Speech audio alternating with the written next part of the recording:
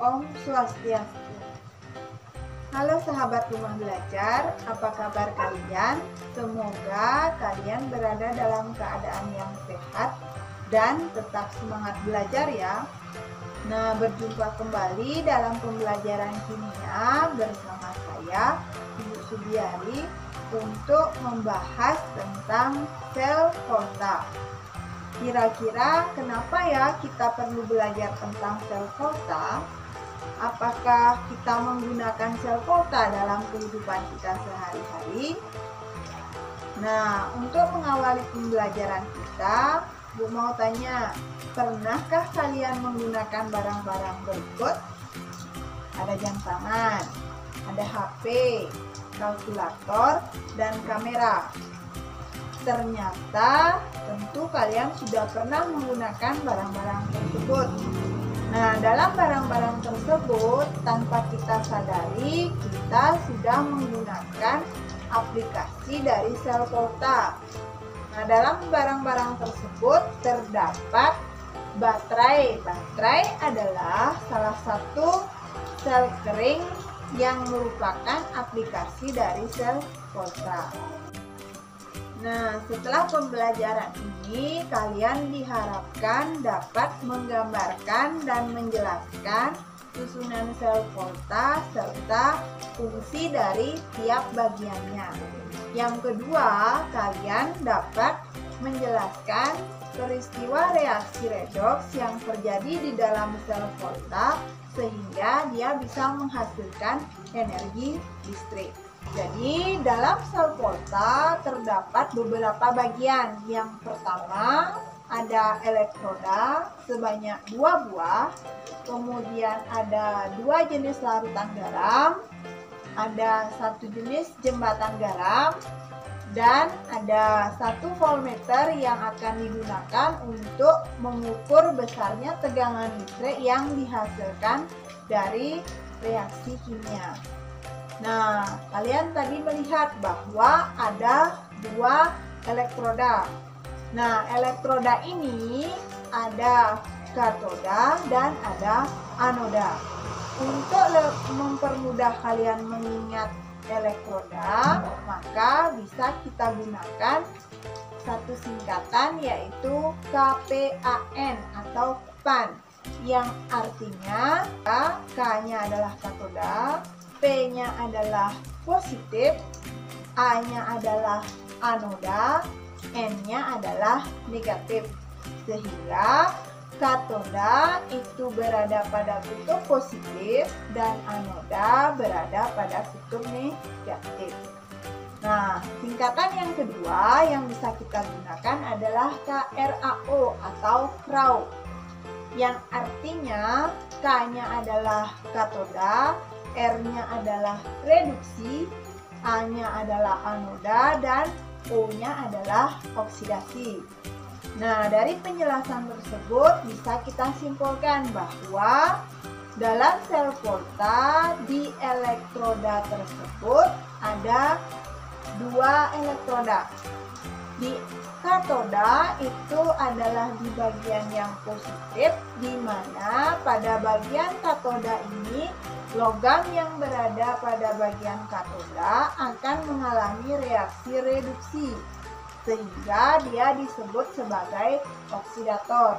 Sedangkan pada bagian negatif itu bertindak sebagai anoda, di mana logam yang berada pada anoda akan mengalami reaksi oksidasi sehingga dia disebut sebagai reduktor. Nah, kira-kira dari penjelasan tadi bisa kalian pahami ya dari bagiannya apa saja.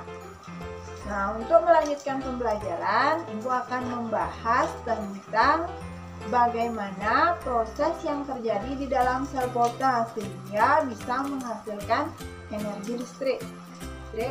Mari kita simak contoh berikut. Yang pertama ada elektroda Zn, yang kedua ada elektroda Cu. Jadi dalam larutan pertama itu ada larutan ZnNO3 2 kali dan larutan CuNO3 2 kali.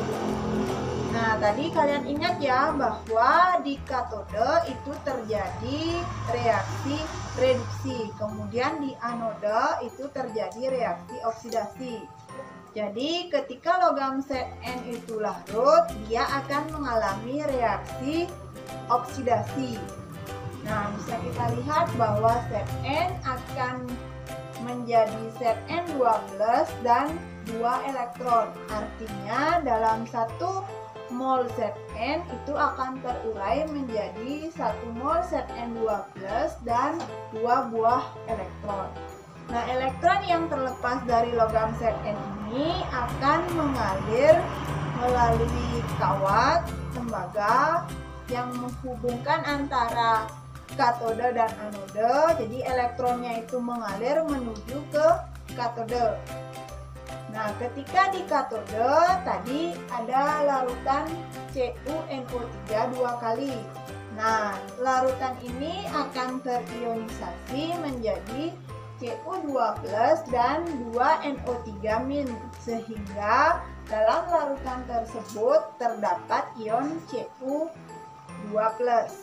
Nah, 2 elektron yang tadi dilepaskan oleh Zn itu mengalir menuju ke katode sehingga diterima oleh Cu2+ yang terurai dari CuNO3 2 kali. Sehingga aliran elektronnya menuju ke katode.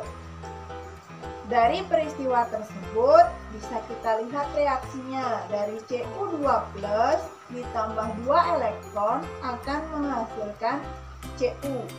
Nah, Cu yang 2+ itu merupakan larutan. Kemudian dia akan menghasilkan Cu dalam wujud solid atau padatan. Nah, padatan Cu ini akan menempel pada katode hingga di dalam larutan yang pertama, yaitu larutan ZnNO3 2 kali, itu akan terjadi kelebihan muatan positif karena elektronnya mengalir. Kemudian dalam larutan yang kedua, yaitu CuNO3 2 kali, itu akan kelebihan muatan negatif. Nah, kelebihan muatan pada masing-masing wadah tersebut akan diseimbangkan dengan jembatan garam. Nah, jembatan garam yang dipergunakan adalah larutan NaNO3. Jadi NaNO3 ini akan terionisasi menjadi Na+ dan NO3-. Na+ akan menyeimbangkan muatan negatif pada larutan CuNO3 2 kali. Sedangkan muatan NO3- itu akan menyeimbangkan muatan yang terdapat pada larutan ZnNO3 2 kali. Nah, peristiwa perpindahan elektron yang terjadi dari anode menuju ke katode inilah yang akan menghasilkan energi listrik. Bisa kalian pahami ya? Nah, bagaimana? Setelah pembelajaran ini, kalian tentu sudah bisa menyimpulkan. Jadi, susunan sel volta itu terdiri dari apa saja? Ya, terdiri dari 2 buah elektrode, 2 jenis larutan garam, 1 jembatan garam, dan 1 voltmeter untuk mengukur tegangan arus listrik yang dihasilkan. Kemudian peristiwa reaksi redoks yang terjadi di dalam sel volta itu di anoda terjadi reaksi oksidasi, kemudian di katode terjadi reaksi reduksi sehingga dihasilkan energi listrik. Nah, kira-kira sudah paham ya? Terima kasih sudah menyaksikan pembelajaran kimia kali ini.